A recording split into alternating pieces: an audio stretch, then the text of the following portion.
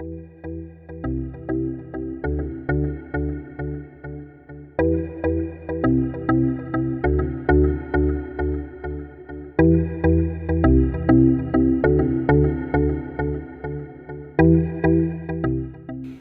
suis Margherita Ghisi et je travaille au CRCT dans l'équipe résistance thérapeutique et oncométabolisme dans les leucémies aiguës myéloïdes.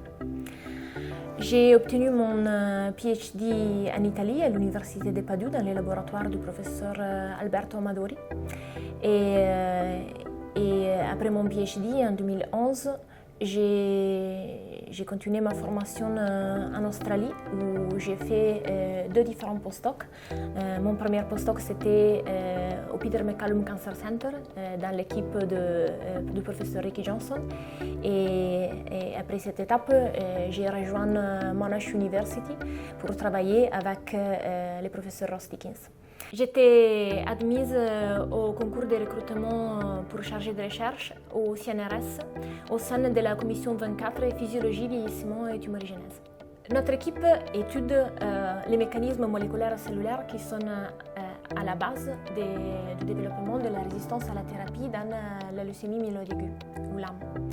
En fait, la leucémie myéloïde aiguë, c'est un cancer du sang très agressif qui est caractérisé par un prognostic mauvais, surtout chez les patients âgés.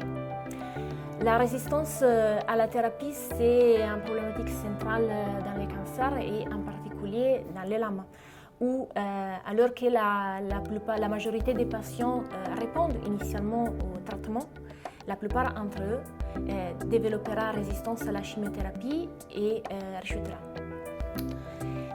Notre groupe ainsi que d'autres groupes ont démontré que l'acquisition de la résistance à la chimiothérapie chez les LAM s'accompagne et en fait est soutenue par des altérations trop spécifiques du métabolisme cellulaire. Mon projet vise à comprendre les mécanismes transcriptionnels et post-transcriptionnels qui du coup, sont à la base de ces adaptations métaboliques qui soutiennent l'acquisition à la résistance à la chimiothérapie. En particulier, nous avons observé que ces altérations métaboliques qui sont associées à la résistance à la chimiothérapie sont aussi associées à une altération de l'épissage de l'ARN.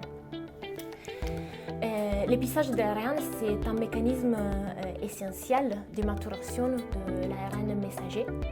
L'altération de l'épissage alternatif de l'ARN est très fréquent chez les LAM. Et du coup, mon projet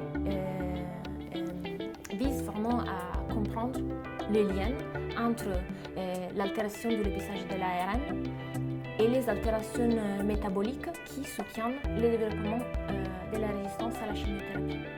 Cette question, c'est une question très importante parce que la compréhension de ce mécanisme pourrait dévoiler des potentielles nouvelles combinaisons ou stratégies thérapeutiques pour améliorer le traitement de patients atteints de LAM qui, au présent, ne répondent pas aux thérapies